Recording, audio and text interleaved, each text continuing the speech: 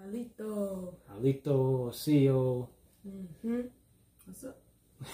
You know she's gonna be the stubborn one. Well, no, I ain't gonna say stubborn. That's just how she gonna greet y'all. Regular Indian. You know, urban Indian talk. How? That's Native American talk. Okay, so we're gonna get into this. You know, this is my family. Y'all see my wife, my son, and we got 4 other girls. But I'm interviewing my wife and my son right now. I just want to talk to them. Not really interviewing, but we're just going to talk and discuss some things. You know, discuss stuff like the census and, you know, the information, genealogy, archaeology, you know, things like that. So, no further ado, let's get into it. So, did you do the census? I did do the census. Do you think it's important? I battled with that. After we had a conversation, if it's to put money back into what we need to do here, it's important. And that's the most important? Well, no, you got to get documented. You got to start changing things up. You got to get documented, get some of this documentation that's been listed for you over the years. You need to start claiming back what you want to be claimed as far as race. So it's vital that we put that down on paper so that our future relatives won't have to go through the struggle, as much of a struggle as we did, trying to go back and research and rehash and uncover a whole bunch of stuff. Because when we're doing our genealogy, what are we doing? We're backtracking, trying to get to the root. And that will be census, right? Correct. There's a lot of that on there. So you have to, so you need the census, right? Right. Census is a must because without that, you don't know who you are still. And so that goes to show. I wouldn't say you don't know who you are without the census. You have oral history, you have family. You just want it documented as far as who you are. You're right. And what did you put down on your census? What do you know of as far as before the census that we did with your family? What is your oral history? Well, the term is used as Cherokee. And that's on both sides of my family. And then as you've done your research, well, how did you come about? Who told you this? Or I actually researched it. I actually, on Ancestry.com, I went on FamilySearch.com, and as I was digging back, I seen it on there. But after doing that, I actually got in touch with my auntie on my dad's side, who also had said that, because they had our relatives that are there in Hemphill, Texas, listed as mulatto. So she said, and it's funny that she said that because I was already researching it and I had already uncovered some of that history. But it was well known that my great-grandma, which is my grandfather's mom, she looks like a typical Aboriginal woman walking around with the beautiful dark skin, 2 braids. That's how she wore hair all the time. It was known that she was from a tribe. okay.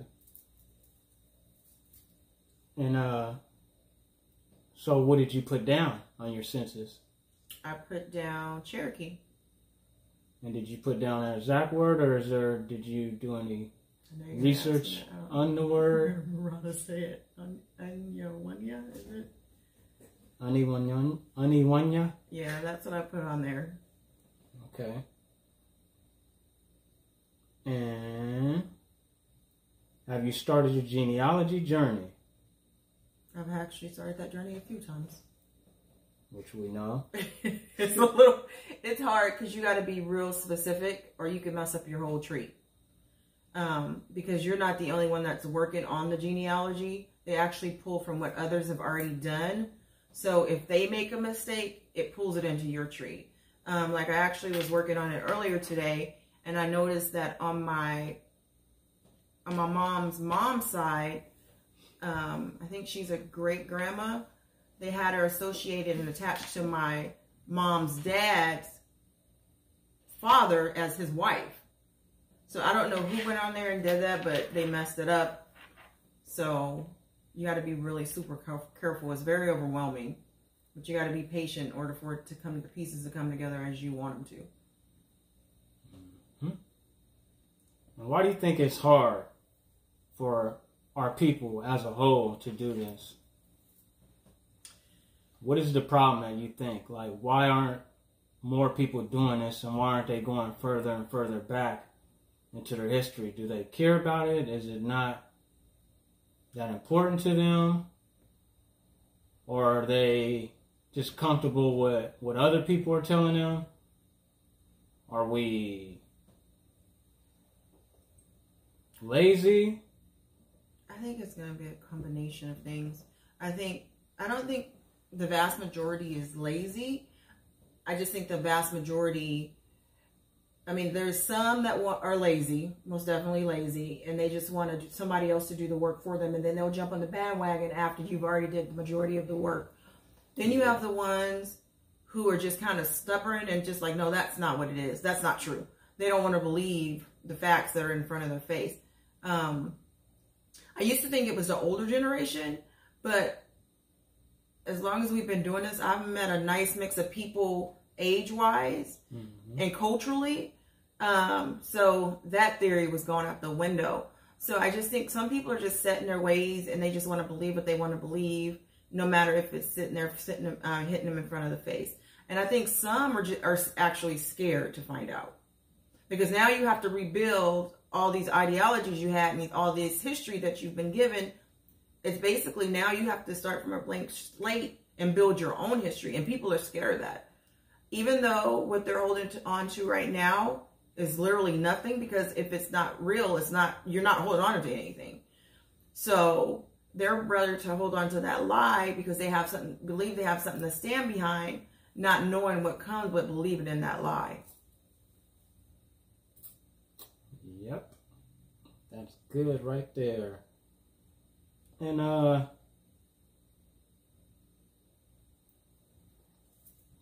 did you come into the information? What information? Of knowing who you are and, as far as coming up out of the so-called blackness. I think the funny thing is I don't know if you can necessarily say come up out of it. I think innately in all of us, we know something's not right. It doesn't make sense. Even as you're younger, you may not know fully what's right. And this is not to be rude or anything, but when you're a little kid, they'll say, you African booty scratcher, that kind of stuff like that, like kids taunting other kids. Now, if you thought that was truly you're not going to try to say that to somebody else to try to get them irritated or be mean to them. So it's like innately in you as a kid, something's not you because you guys don't look alike. You guys are not fitting. Just everything is like polar opposites of what they're trying to make it fit into that nice little bowl. It's like, I think for me personally, growing up as a kid till now, you always have like this unsettled feeling like something doesn't seem right. And you like, it has to be more to it. It has to be more to it. And the funny thing is, I didn't know it was even the heritage thing. I just had a feeling like I don't feel settled. Something's not right. So you started doing it first, and when you got into it, and then you actually started doing the research, I was like, okay, well, let me go look and see what I got going on. But as you grow up over the years, you literally have everybody in your family say, we have Indian in our family. Literally, you'll have everyone saying that. The mystery is no one know where it started from. That's what's ironic. So it's like, you don't think about it when it's saying it, you're seeing it, but right now in this moment, as you get later and you start researching, it's like, well, dang, our ancestors did leave us something. They did leave us something. They did.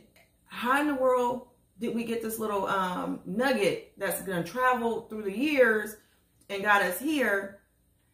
But nobody took the opportunity at a time. Like, well, why is somebody saying that? Like, it's been like one of those things in the family. We have Indian in our family. Our girl, you got that good Indian here. Stuff like that. So it's like you have the nugget there, you have that little piece of thing that they tried to give you, but no one's connecting the dots. So when you started, I was like, okay, well, let me go get started and see what I can find. You see me, so I know I got other stuff in me. And it's not African. But that's how I got on my journey. That we know of. I mean, we still ain't gonna, we know that we're not, so-called Africans or any of that. But it still would neglect, if you had one ancestor that was, it still doesn't overshadow who you are. You understand what I'm saying? Like, you could have, rights to breed the pit bulls and stuff like that. Now, if one of them had an ancestor that we found, like, it was maybe in the 40s or 50s, but off of the bloodline out of Dolomite, and one of the ancestors of Grand Dolomite was a bull terrier mixed pit bull. But it had to be some good blood because everybody just overlooked it and kept it going. But you can't tell from coming into the 2000s of what this would have been, because you don't see no trace of a bull terrier anywhere in it. So it's the same thing. You can't honor something that you only have one. Maybe if one of us was to do our, go further and further, and if you did find one, it doesn't neglect the fact that all your other ancestors are indigenous. So, and you've done, and you know that, what is it? Because you guys have another oral history, right? That one of your, my grandfather's side, my grandpa. No, on Granny's side. Is it her grandfather was French or? Oh yeah, Narcisse Fredo. He was a French guy. Yes. And which grandfather is that? What would that be to you? He would be my grandma's. He would be my grandma's great grandpa. And he would be her mom's grandpa. So he's my 3 grandpas removed. Okay. And you guys know about this, and you know about the history, as well as like with the Indian, right? Right. But does that make you have to honor him? No. He's one out of how many? How many have you done your genealogy? And you trace back further than him, and through him and even further and coming up out of him. What do you mean? Like from him, right? Mm-hmm. Or before him, there's coppers all in your line, right? Right. And then after him is nothing but what? Coppers. Or Indians. Okay. So that's the point that we're making. Is that even if he was an African, it still doesn't, he's just one out of so many. Right. And then let's go to what people has had like an impact on you with this information besides me. When I started doing my research, and then, because we both started when we got into the Yasharala thing, right? And we knew who he was when we first listened to that, because there's always like a nugget that even with that was a nugget, because it was like that gave us something that was a nugget that was serious, because we knew when they were talking about a peculiar people that are different, we knew that applied to us. You remember when we first seen that, we were just like tripping, like, and when was that? That was maybe early 2000s. No, man, it was just about 4 or 5 years ago. Because we're not with Yasharala. We've been here since 2010 or 11. 10 or 11, yeah. No, it was like 12 or something. No, we got here in 10 or 11. Okay, but it's 2020. So that's like 10 years, because it was like we got there then. But we didn't do that first when we first got here. it was around 2012. Whenever Israel Redemption started, that's when we came in, because she was just starting. She had some views. But I think you started before I did, so I didn't jump on that right when it started happening. You was into that before, and you introduced it to me. And then you started doing your own research and running your own. And then we met up at the end of the road with this knowledge far as who we are. Right. But I think, what was your question? Who had like an impact? Like, far as the people that you would listen to or you seen or...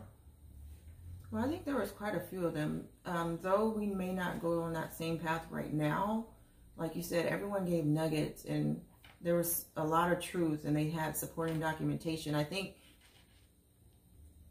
the message was good, but the way and the route they were going, it wasn't complete. So we used to listen to Deborah and them. We listened to, I can't think of their names. As far as with the Indian, they were a part of our Yasharala, the foundation of doing that. But I thought you said on the road there. Okay. Basically far as with the Indian, as you start to come in, like who were some of the people like you would be able to watch and you was learning stuff from, or who had a good impact on you? I think it was Israel's Redemption. No, wait, what is her name? I can't think of her name. She never showed her face. She always just gave the message. I can't think of her name. Yeah, that was Israel Redemption. Was it her? Because she had the headdress as the icon. So her, Dane Calloway, watch him. And I would say he probably had the most impact on me only because of the way that he explains his stuff. Mm-hmm. I would say he would have the greatest because his is the one that started putting the pieces together for me. There's a couple of them. I can't remember. There's a couple of them I don't listen to anymore just because of the way that they go about stuff to deliver the message. But it was some people that I was rocking with tough and like watching them every day. Mm-hmm.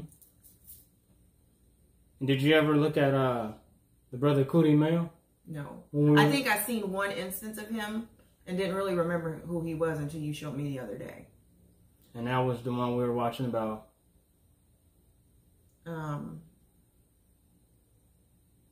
The dog. What's it called? Nope. I know what it is. The video we were all sitting down there and we were watching and we were talking about it. Mm-hmm. I don't remember what that was. Whites say who were the first slaves? Oh yeah, the whites, the Caucasians. And what'd you think about that? It was kind of crazy because like nowadays everybody's always talking about how the copper colored people were always enslaved and they don't want to talk about how the Caucasians were, how it started from them and then it started going to us.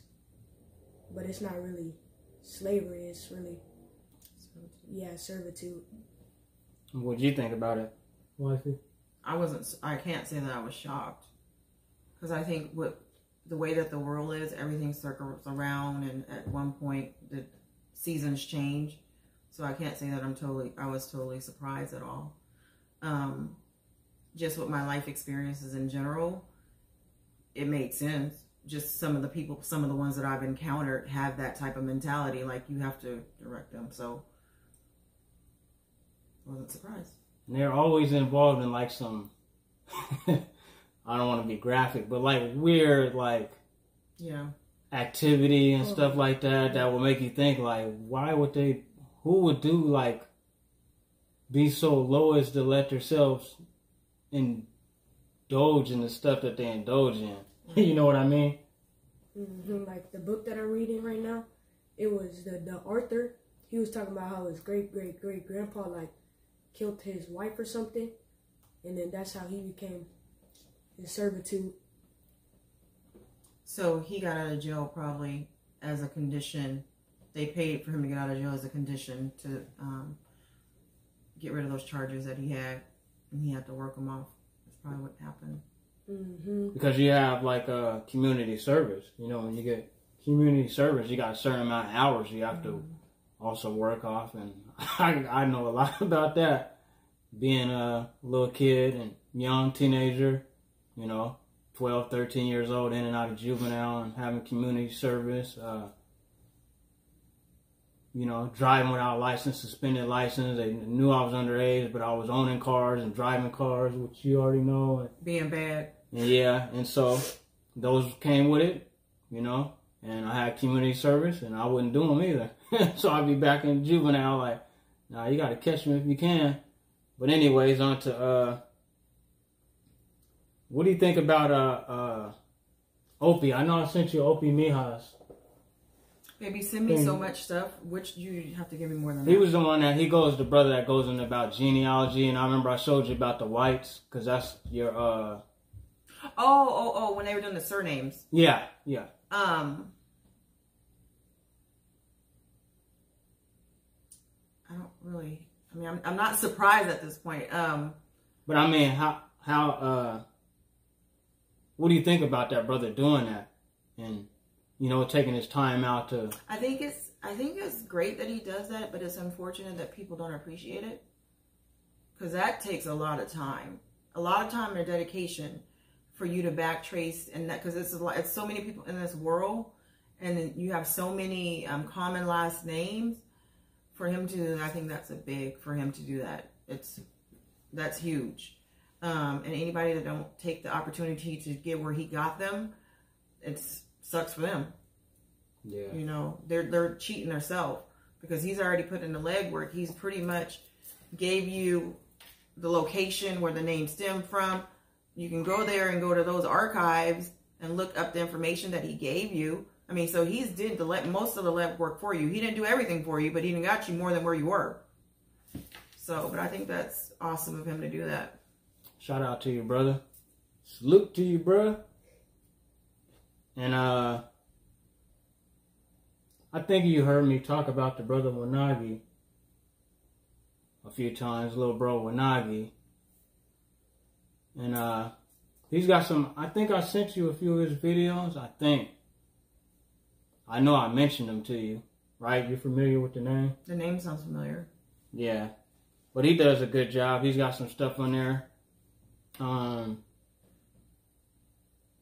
He's read off some stuff about the Choctaw too, and Cherokees and things, how he has showed some mistakes they made on paperwork and stuff like that. And he's got a lot of interesting things on his page. Now he was doing some where he I haven't showed you guys that yet, but he was showing some videos of the UFO/angels and stuff. He has some videos of it, and he goes into it about his experience and things that he was in the military. Shout out to you, bro. Cootie Mail. 032 drop. Con drop. King drop. You remember him? Oh yeah. Yeah, I forgot about that, bro, man. And I always got to give you your props, man. When I mention Israel Redemption, we have to mention him, because we spent a lot of Shabbats with him.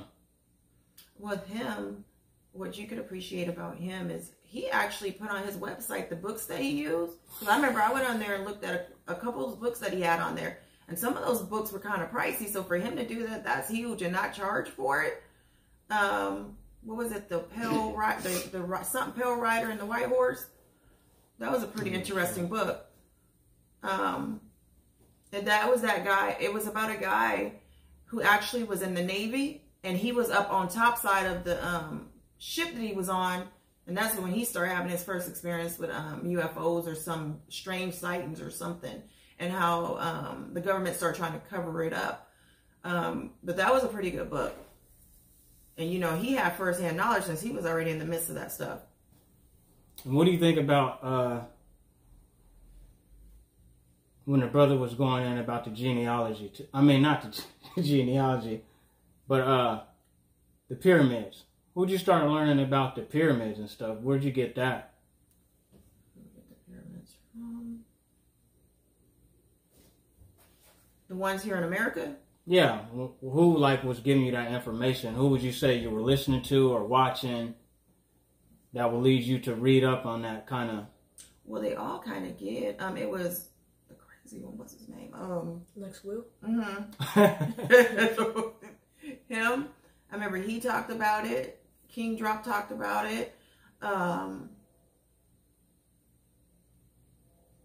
But oddly enough, when they first started talking about the pyramids in America, it wasn't from a YouTube channel. It was from the videos we used to watch. That we caught a couple of them. I can't think of their names. It's been so long ago since we watched that stuff. But a bunch of the stuff that, as far as like the pyramids over here in America, a lot of that came from online research and some of the YouTube videos that we watched. And a lot of that came from the books. Mm-hmm. Those books that we got over there. Earth's Earliest Ages, and it's a lot of stuff from Steve Quayle and who was the one we used to watch? Tom Horn. Mm. Tom Horn, David Childress.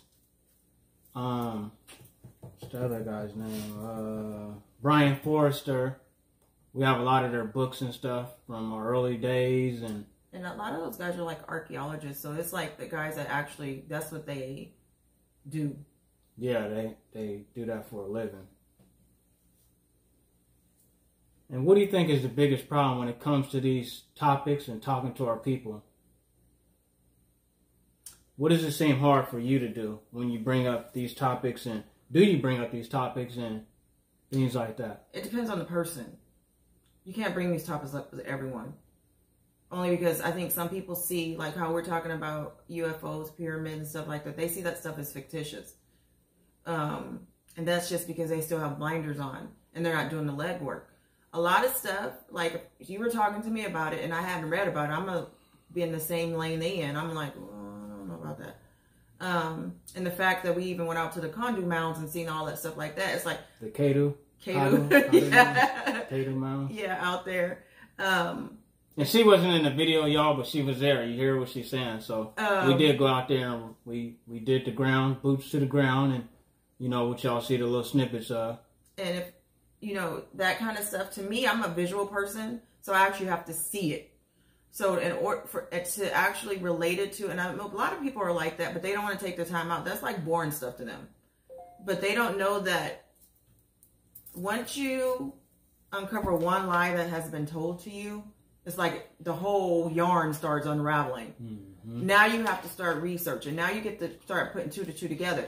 Because believe it or not, they tell you some of the truth mixed with a lie. Mm-hmm. That way it makes it real. They give you that little bit. You see that little bit of truth that they gave you mixed with that lie. You're like, oh, okay, they telling the truth. But they tell you. There's stuff in there. Look, you got the Donald Trump saying that, you look back a couple of his videos, he's talking about who the real Aboriginal is, the Indians, and they don't look like the ones that he see in the room. But he also was being sarcastic with that also. That we think he was being sarcastic. He ain't gonna come out and, you gotta think that man still gotta live in the society that he's living in. But he was also been trying to get those people off that, I think it's Fox Hills Resort or Fox Hills Casino with those, copper-colored people that own that biggest casino in. Oh, I ain't saying he's not dirty, but the thing is, people can only hold up a lie for so long before it starts coming out. Mm-hmm. You know, accidentally. Oops, I didn't mean to say that. Now I gotta cover it up. So, but the reason I don't talk about people about it, a lot of people are not interested. They could care less about it. It's not important to them. So they're actually just throwing the ancestors away? Yeah, they don't care about it. And to me, I tend to not talk to people about, if they're like they're not interested, I'm not going to waste my time, knowledge, and energy on trying to struggle with you on that battle. I'm going to let you believe what you believe, and if we've had somewhat of a conversation about it, when you see something, it's going to be like, oh, that's what she was talking about. They'll come back to you and ask you more questions, because I have had people ask me that. And what about, okay. And yeah. I don't like giving, I don't like talking about it too much with people that don't seem like they're interested, because I don't want to feel like I'm pushing my beliefs on them. It's kind of like, it's one of those things where people have to come to that reality on their own. So. And how about with the family? With this information, how does it go with the family? Well, the family all think we crazy. So. But as far as you on your personal journey, because mine, I'm making grounds like, so we all can't, I don't want to give people the wrong impression like everybody has the same type of struggle going on. Right. It's going to be a struggle for a while, depending on how much time you put in, just like what, like they say with like music or a business, you gotta put the work in. Grind, yeah. So you mean on my side of the family, my family? Yeah, well, you personally, and my what personal, you speaking with. Everything that is a struggle. Everything is a struggle. People. But then you know from some of your family, though, right? What? What you've learned and what you know about being an Indian. Yeah, but it's like they tell you about it, but then they like double talk about it. So it's like they know, but they don't know. So it'll be like, we have Indians in our family, but we African American. We have Indians in our family, but do you see those Native? I went to the Native American casinos over there. You get that kind of stuff. It's like they say it, but it's not clicking. And so I just think that they have to come to it with their own time. I'm not the one to sit there and battle you and force something on you, and I have too much stuff going on my own to stay in a negative space. And sometimes there's some people that I've talked to that leads to an argument because their beliefs are so strong in what they believe. And I wouldn't even say they beliefs, because when you talk to some people, you realize they really don't have beliefs, because when you talk to them, they really don't make sense. And my patience is short. But it could be a belief, because it's anything like a religion, right? So this could be another sect of a religion, because their teachers, who are the palefaces, would be who they would represent as their God. But see, I don't see that as a belief. I think that's regurgitated information. But they believe in it, though. So a belief is believing, right? I don't know if they do, and I say that because if you're not living the way you're talking, I don't know if that's your belief. Or if it's something you're just combating with me to have a conversation. And what about, I think we should work more on our family, though, instead of working more on strangers, because our families is going to be the ones who, at the end of the day, that's all we have. As far as like when we start doing you start learning more and more about your tribes, and you're going to start to learn that a lot of us are family. Right. And there's some things that I would like to address also, and we'll go into it more in later detail, but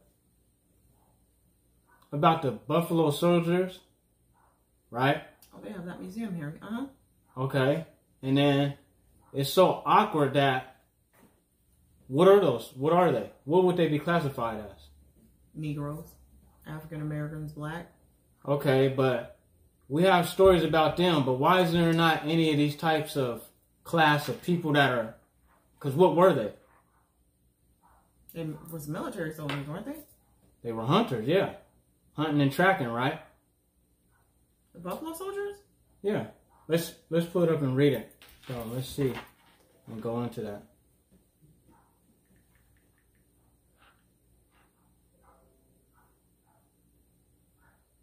Because I have a problem with this, guys. I have a problem with a lot of this type of information like this. And you guys will see where I'm going with this.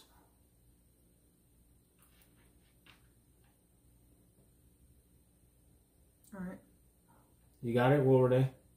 This is were they, or you want me to just read this? Just read it. Okay. The Buffalo Soldiers originally were members of the 10th Cavalry Regiment of the United States Army, formed on September 21st, 1866 at Fort Leavenworth, Kansas. This nickname was given to the Black Cavalry by Native American tribes who fought in the Indian Wars. The term eventually became synonymous with all of the African American regiments formed in 1866. And what they specialize in, does it say? They specialize in...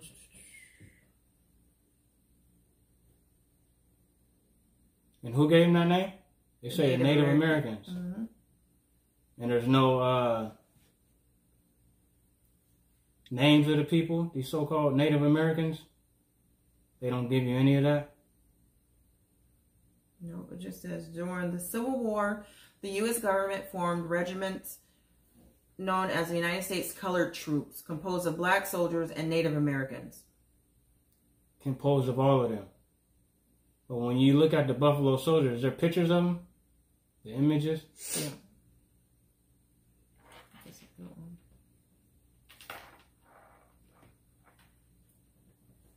Does it look like any Native Americans in there?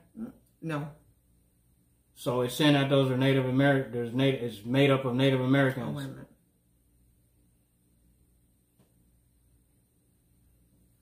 That might be a Caucasian at the bottom. Mm-hmm. But the problem that I'm having with the whole story, right,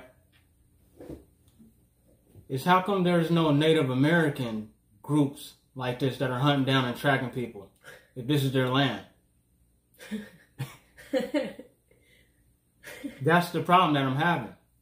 Mm-hmm. Where's all these, you would find, there should be all kinds of groups and tribes of these Native Americans on their land running around tracking people down. How do you have people that are coming out of slavery that knows how to track and hunt people and all this kind of stuff? But not only that, Native Americans was known for living off the land, and they're supposed to be aggressive and beast. Why they wouldn't go to somebody else to handle their business? But why aren't they doing it? I'm saying, why is there all kind of stories of this? I can't find none of them in the stories I try to look up of them, a group of them that's named, like my shirt, the Savages, Savage tribes, that were going around and hunting down people and scalping them. Right? We're not seeing none of this. So I have some problems with that. I have problems with a lot of these stories that it's our people doing all the work and things like that. And these people are supposed to be such great fighters and everything. I've never seen them to this day. Even the Africans right now are catching up to this day. They slowed us down and everybody's catching up now. They're in UFC and everything. Right? They're not the best fighters and they're picking their fights and stuff, but they're in there. They're making their way into certain sports and stuff. I'm not seeing the Native Americans on any way of this spectrum doing anything physically. Not boxing, not kickboxing, karate, UFC, football, nothing. I don't even think they're messing with the land either. Nope, no farming. There's not no... and look what we got here. One of our favorite places we go and eat in Houston. Turkey Leg Hut. Mm-hmm. And these are copper people. Y'all know about Turkey Leg Hut? You don't know about Turkey Leg Hut? You better look it up. One #1 spots in Houston. Diddy, all of them come here. 50 Cent, I was just down here. Fabulous. All of them come there. Eating turkey. Made by us. The best smoked turkey leg. You get Hennessy turkey legs. That's my favorite right there. What's your favorite? The regular one, the one that falls off the bone. What's the regular one? What is it? What is it? The famous turkey leg. Oh, okay. What do you get, babe? What's the one you... I like the stuffed dirty rice. The salmon. Okay. With the salmon, yeah. Mm-hmm. They smoke those turkeys all kind of ways. Like only we know how to smoke and cook. Mm-hmm. But, what else do you want to talk about? You want to talk about anything you got going on? Business-wise, what should we be doing? Phoenix Moon, she mentioned a lot of genealogy to us too. And I will give my shout out to you, sis. And I went on my own. I don't think I've ever mentioned Aboriginal power or Autonomous one. You've talked about them. Yeah, but I don't think have I sent you any other videos? Or? But yeah, shout out to them brothers too. You know, they all doing the work and everything. And what do you feel about like, because you know we had some run-ins before and you seen the way I handled them, the Moors. What do you feel about that? I just think it's a group with ideologies that aren't complete. Okay. Do you think that we should subscribe to being Moors? No, because it takes us away from this land again that's ours. Okay. And what do you think about the Indian community? The ones that were claiming to be woke and, you know, and the things you might see with the videos, or what do you feel about the Indian community, period? Is it good? Do you feel good about it? You feel like it's going through birth pains? Is it something that should... I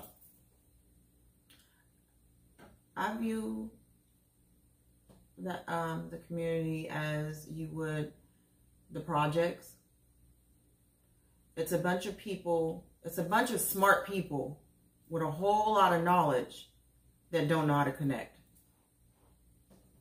And it's keeping up chaos, confusion. It's unproductive and to the community as a whole. Because it's like, to me, it's kind of like the community is made up of a bunch of people with knowledge. It's kind of like a parent-child situation. And I say that because to me, the people with the knowledge is kind of like the teachers, like the parents teaching the kids. If kids see their parents bickering, arguing about stuff, going back and forth, that child is not going to absorb anything that positive or productive that you're talking about. All they're going to see is the negative, which when you look at it, they're not running back to them to see the message. They're okay. Who's going to win this time? Who's going to tag in this time? So it's taken away from what the real focus should be. And it's disheartening, especially when, to me, coming into information like this is good, because now you having to reorganize and rethink about how you see yourself, your community, and life in general. Because truth be told, in order for this lie to be buried the way it was, it had to be other people that was in cahoots, because they couldn't have carried on as such. So they should be having time working. They should be working on that, because there's so much work to do there. So many people to be worked on that they shouldn't have time for any negative stuff. Do you think, but see what we went through far as, and you lived this, you know, dealing with me and dealing with, you know, us being in the so-called hoods and, you know, being in the lower income places and, you know, as they would say, the ghettos, aka the reservations. You seen what it took for us, and you were in those eras and what we were going through and fighting, shooting each other, the loss of lives that we've encountered with our own people, our friends and stuff around us. But you see what we've come now, right? Look at how we got unity. And even though we might not have see eye to eye, we respect each other and let them do what they're doing in their community over there. Rather, if we're over here, to say, like, if we're in, let's just use, for instance, Nickerson Gardens. We're over here. They're in the Jordan Downies, right? We just let them do their thing, right? And then we do our thing. And as they're building up their community, they might be doing it in a different way than what we're doing. But we're still building and healing, right? I understand your question. No, so what I'm saying is, do you think this is what the Indians are doing? Are they going through a process of what we already went through as far as the Indians in the hood? Are the civilized Indians just now going to have to go through that, or they got to go through all the turmoil like we did? Or can they look back and say, look at how they did this, because these are Indians that were still doing Indian type activity, wars over lands and lakes and parks. And you should be able to look back over history and learn. I think that's a part of history. Somebody already went through it, so you don't have to go through it. That's not to say that you're not going to do some of the same mistakes, because sometimes life calls for you to do certain things without necessarily wholeheartedly thinking the way that you should. But a smart person is not going to repeat the same thing that caused the demise of your group. Or what's going to happen, you're going to have the demise of that group again. It's going to happen. You have to get up, dust shows off, start all over again. Not only that, when you have turmoil and you have this unproductivity and you're really not talking about nothing, you just say, he this, she said this, he said that. Everybody on the outside that you're trying to make a point to and prove who you are, looking at you, look like they're still doing the same thing we said they was doing. They exactly who we told you they were. So why are you going to listen to them? So in order for you to be taken serious, you need to be professional. You need to be productive. You already got the knowledge. You're strong. You guys are smart. Imagine what you would do together. That unity, nobody could stop you. That unity would be amazing. And do you see the unity in the community? I think there's cliques in the community. Yeah. There's cliques. And unfortunately... Well, what about the ones like Skip Townsend and them that are doing the work and trying to, outside of the religious aspects of things, or these, you know... Who's Skip Townsend? The one I've been showing you when he's going through LA. Big bro that be going through there and, you know, showing that he was interviewing the sisters. I sent you his thing when he was interviewing Mika Rue and them. And was talking about how can we move forward as a people. And you didn't watch that video? That sounds familiar. Maybe send me some of the videos. So he's putting in work. He's doing stuff in the community. It's great that he's doing great in the community, but one person can't do that. But it's not just him. They have others. He interviews a lot of the others. Like he's got some... he's original Rolling 20s, you know, and he's a Blood. And he interviews like Lil Doc and them, their Crips and stuff like that. And a lot of the people that are doing work in the community, he interviews all these other gang members that are doing work like him, that's documenting this stuff, historical stuff. I still don't think it's enough. It's too many people. And it's almost like, though he and his group is doing a great thing, it gets to a point where it's like you're spinning your wheels. Because it's like a train. Regardless if you stand out and you're doing these things, it's great what he's doing. I'm not minimizing that at all. But have somebody on that train that put the feet down and slowing the train down, you're not going to get much progression. So what do? You stop and give up, or? You don't stop and give up. You don't stop and give up. Because though it's not maybe in your lifetime, it could be in the next lifetime, somebody else's. You can't give up. I mean, he's fulfilling his obligations, but it just still seems like you're going to spin your wheels if everybody don't get on board to some point. Okay. And the last thing, what are you starting with? And we're going to end up switching the name of my channel. We're going to, like I told you guys before I mentioned, we're going to have it as Fire Wolf. That's going to be me, as you guys know. It's going to be Fire Wolf and Clan. Because I'm going to be interviewing my daughters. Like I showed y'all, my mom, my relatives. We're going to go through all this. And we're going to show you how you're going to keep finding the same thing. You know? Look, my wife was saying those nuggets that are left for us. And so we're going to have Fire Wolf and Clan. And then, starting out with you, though. Mm-hmm. Young Wolf, young Wolfer Snapper. What do you think about all this corona stuff? Honestly, I feel like it's just weird what they're talking about, because why would they need to tell you to wash your hands? Why would they need to tell you, like, stay 6 feet apart? Since you already be doing that and all that, and I feel like the way it's spreading, like, it's hard to explain. It's just weird. Okay.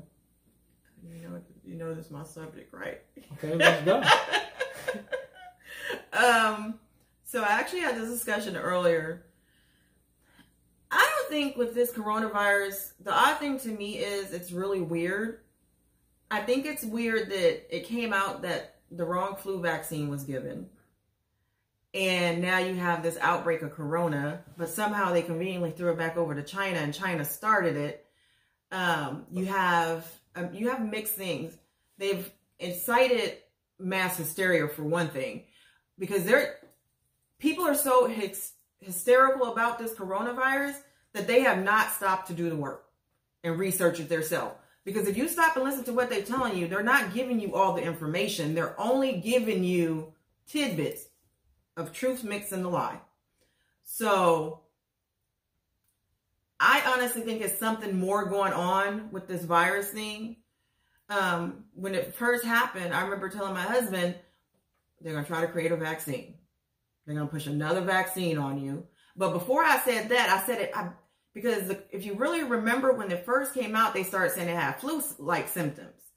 So you haven't heard nothing about the flu shot, and people die every year from the flu. But the corona and the flu have the same symptoms in the beginning. Mm-hmm. So my theory on that is, this is just my theory. It's something else going on. There is something going on. I think this is actually something else is going on, that they're deflecting. They got your eye on this while the hand over here doing something else that we're going to soon to see. But what I definitely would say is do the research, read up on the coronavirus yourself. Everybody know that a virus should not stay in your system longer than, I think it's 10 days, if it's natural. If it's in your body longer than that, it's not a natural virus. Second of all, I had come across this lady was saying that she had actually tested positive for the coronavirus. And, they tell you to stand still for 14 days. This lady wanted to be sure it was out of her system. She tested positive again when she went and tested for the coronavirus. They told her to stay in the house 14 more days. So she did the 14 days? She did the 14 days, wanted to check herself to see if she had beat it. Went back through another testing line at a different test line, because they're not even testing people for this after they said you've gotten it and going back. But she wanted to do her due diligence and make sure she was fine. She went and tested it at another site and came back. She was positive again. And she was like, wait a minute, I just had it. Y'all told me wait 14 days and I'll be over it. They told her to stay in the house another 14 days. So the one thing that I have not heard that I'm curious to know is if the people testing for coronavirus, if they actually have the flu shot. I didn't get the flu shot. My family didn't get the flu shot. So it'll be interesting to know if the people who got the coronavirus actually got the flu shot. And then please know that the numbers that they're giving you are not necessarily true numbers.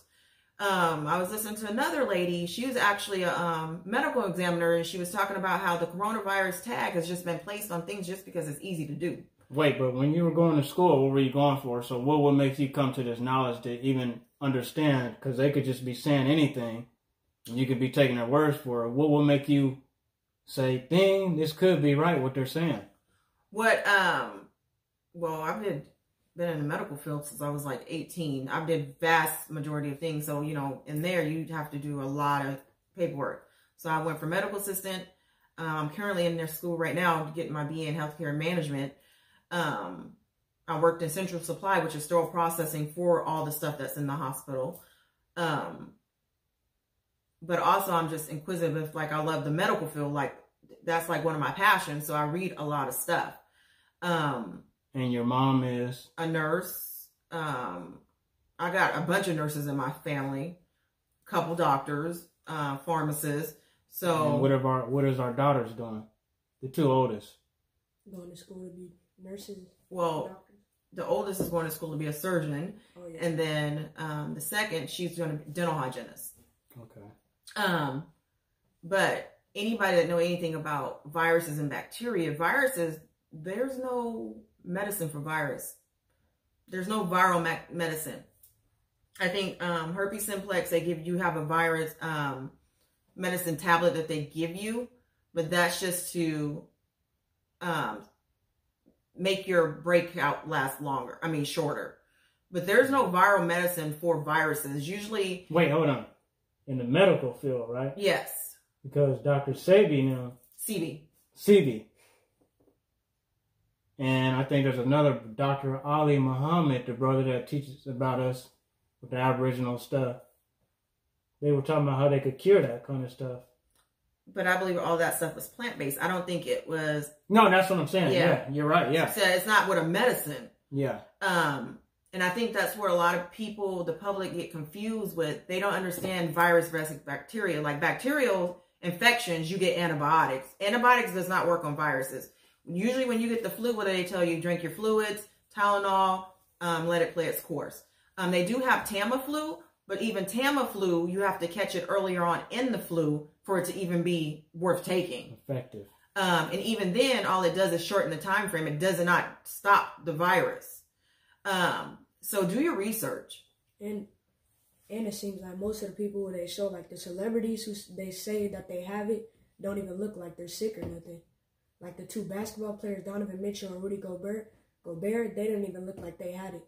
But some people, they say, they don't even have to show the symptoms, and they'll have it. They asymptomatic. And they give it to people, and it can have a dramatic effect. Which that could also be true too. I don't know. I mean, just like we're saying, we don't really know, but we know there's something more to it. Because just like if you were to get bit by a snake, and you might have an allergic reaction and die, and I was to get bit by a snake and I didn't. So each person. But my question would be, the vast number of people, well, since the beginning of time, they've tried to do population control. So that was one of my other thoughts. Like, wait, but we'll talk about that on a later note. But what my point being is, how have the COVID-19 taken off so fast when the flu season is every year? Flu season is every year, but it's not taking out people like that. And the allergies, which you guys go through. Well, allergies isn't killing people. No, I'm saying with the same symptoms. Like they talk about the sneezing. Oh, yeah, that could be due to allergies, too, and they can just say you have it. Coughing. Well, also, but my point in saying the flu was, how come the flu is not spreading like this COVID-19 flu? This is almost like somebody took something and just sprayed it over the air and to get a lot of people. And that's my problem with it. It's like, because they're not giving you enough information. They're just giving you the baseline. Like, but they really don't know. They don't. And I mean, what they're telling us. We know there's something more. The people more that's telling us that you see don't know. I think that the people above them know. Yeah. They push the people out there, so they're the bad guys, but it's the ones up above them that knows. But you do got to do your research. All the stuff that they're telling you that's supposed to prevent it, wash your hands, safe distancing. I don't like people in personal space anyways. So just like he said, you already should be doing it. That stuff you should already be doing. So how is people catching it? Matter of fact, I had a lady I talked to. She was like, yeah, my mom and dad got it. They never went out the house. They tested positive. So how are these people testing positive? But if you remember, we were going to get to this point regardless. If you think about it, when this 2020 first started, what did they tell you? Oh, the pollen is going to be higher than normal this year. And you start seeing weird stuff on your car. You just got to be more cautious. You got to be more cautious. Do your research. Don't let, the best weapon is knowledge and being informed. Buy it from yourself. Don't let nobody, give you your narrative. You see where it got us last time. And on that note, and I want to, real quick. just a snippet of what we're going to give them and what we'll be talking about later. Because we're going to let me know in the comments what you guys be wanting to, what you guys want us to discuss. And let's just get the subscribers up. The reason why I want that is so we can go live and we can talk. I don't like wanting to record this on my phone. We can just go live and deal with y'all, you know, and talk and discuss things, and y'all can bring up topics and we can discuss it. We can have a family correspond back and Friday or something like that. Yeah, to where we can do this. Because like I told y'all, sometimes I don't want to do this, and my wife would tell y'all, like, I go through a lot of depression with you guys, with the people, not you guys particular, but just all the people, because I know that this is a unit. This has to be a movement that we're all on one accord with. The same way we were all on one accord, or everybody else is with these pale faces and stuff. And they allow them to go over there and name places or change the narratives of things. And okay, we know the places called China, that's not their language, but they're going with the flow. We know Africa was never their place. They used to tell you that, and they're going with the flow. And I have problems with that. I have problems with these people going with the flow, because you run across, you got to be either or, man. I can't be running across these Africans, right? And I'm having conversations with them, and they're telling me when they get upset that their land is great. And they have food and all that. And then 1 minute, so I'm saying, so are the commercials lying when they're showing you guys over there in West Africa hungry and needing things and asking for donations? But then you're telling me in the same sentence, we got all the same stuff you guys got, and this and that, and things like that, and it's a great place. You guys got to make up your mind. Are you guys dealing with the pale faces, or are you not? Or is your place like that, or is it not?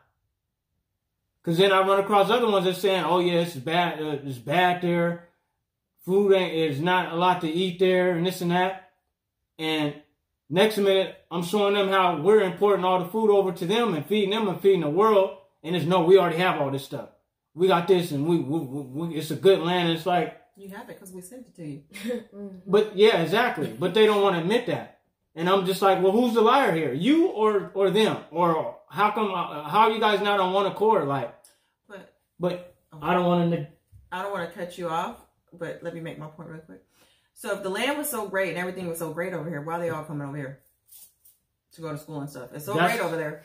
That's the $1 million question. That none of them, but they'll tell you that it's still great. But they'll always say something like, okay, well, the education, we need the education from here, or it's always going to be something.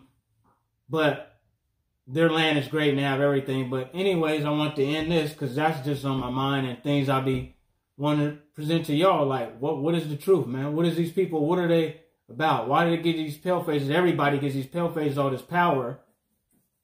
But then they claim that they're so great over there.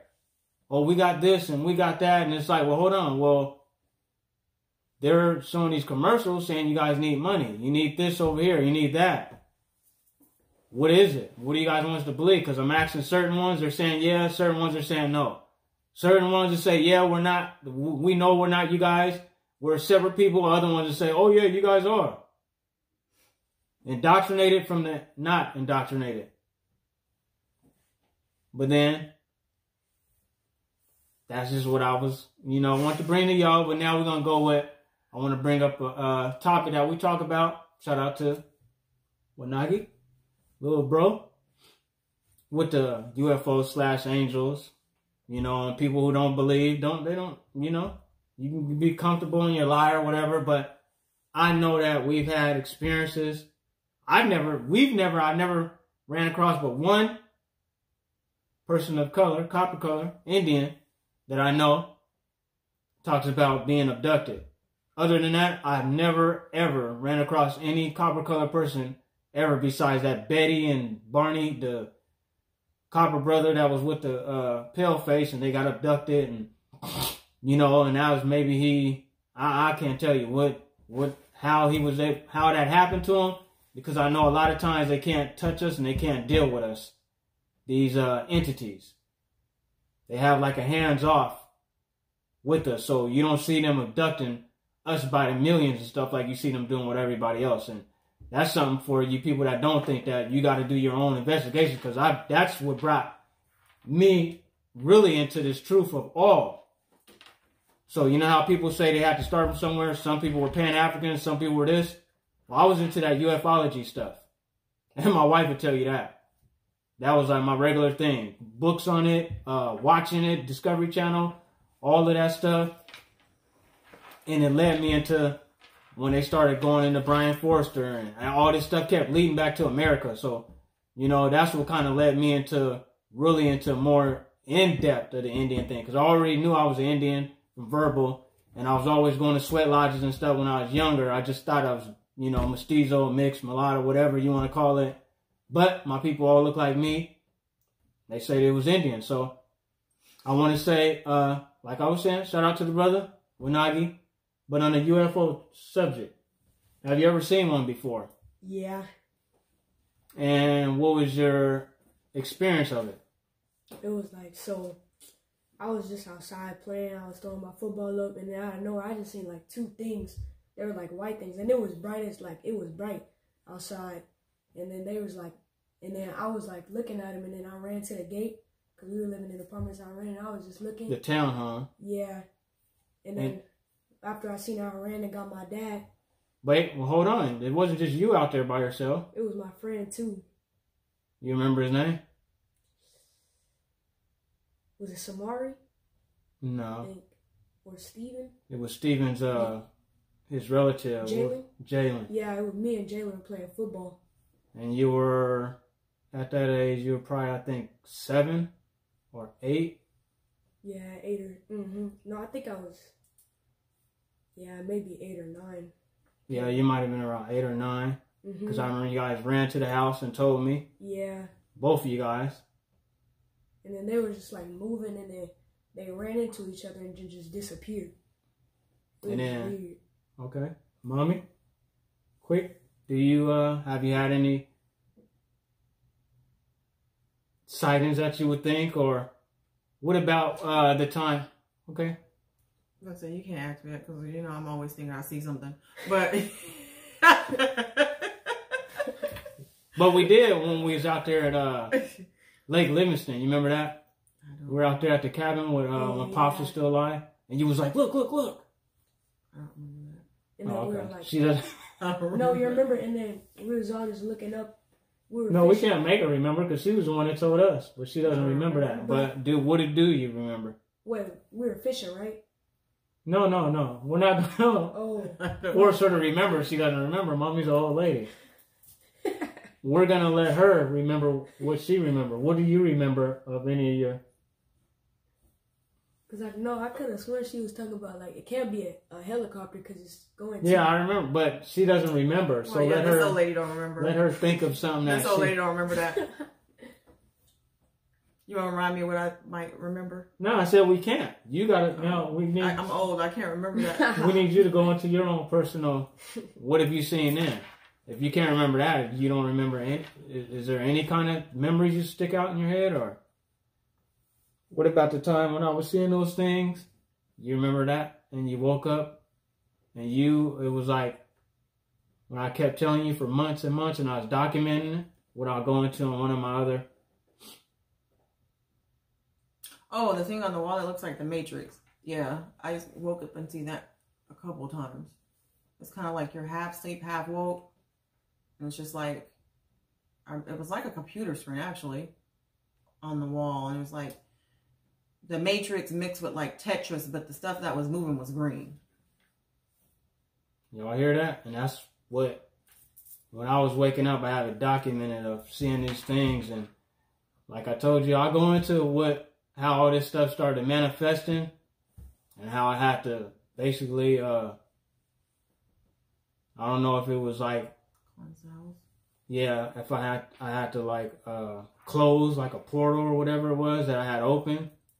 But these things can interact with us. But for some reason, with the copper colored people, they can't abduct us. They can't touch us. But they can interact and show you things or things like that. Because I had that started happening.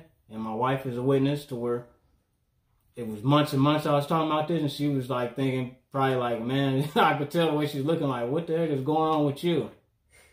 And then about 4 or 5 months later, she was like waking up in that state of sleep and woke and seeing it. But on that note, we're going to keep you guys going, like I said. And one more thing, going in about, you know, you got your business and stuff that you be doing on the side, as far as, you know, you're working, you got your radio show, because she does radio too.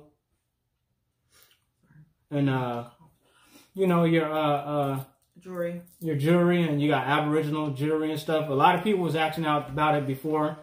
I was going to wait until you can go on and you can probably explain them and tell them where to go, and, you know. Well, right now for the jewelry, it's the Colin 5 on Facebook and Instagram. I used to have a website, but I took it down because I didn't get much activity, and it was just a waste of time to even put into. I'm going to get another one. I'm in the process of building my own, actually. But you can go, right now you can go on Facebook, Instagram. Everything that's on there right now is available. And how do you spell that? It's DCALLN 5. Again, Facebook and Instagram. We have our YouTube channel, 4 Daughters and a Mom. It's also our radio station, our show that comes every Saturday, 9 to 11 in the morning on Texas101jams.com. If you go to the Facebook page, you can also join in live and comment and communicate with us also, because we're always live every Saturday morning. We just did a show this morning. The topics vary. Don't be surprised you guys gonna hear her say certain words you guys might not like, you know. She's on the radio, she might use the word black. That drives them crazy, y'all. Yeah, they... But, yeah, that's where we are. It's me and my 4 daughters. It's 4 daughters and a mom. Or 4 damn. And? Go check out my YouTube channel, Odell Vlogs. Like and subscribe. How you spell that? O-D-E-L-L. And then Vlogs, V-L-O-G-S. And you guys can see what he likes to do. And you see me on there guest appearing and having to be behind the scenes and stuff. But it just... toy reviews, what he's doing, places he's eating, stuff like that. Where else do you have? Oh, Instagram, ODZ Ballin. How you spell it? O-D-E-E-Z-Y, and then Ballin, B-A-L-L-I-N. Boy, I don't even know his own name. So on that note, we're going to say peace, feathers up to y'all. Mm-hmm. Hey, hey,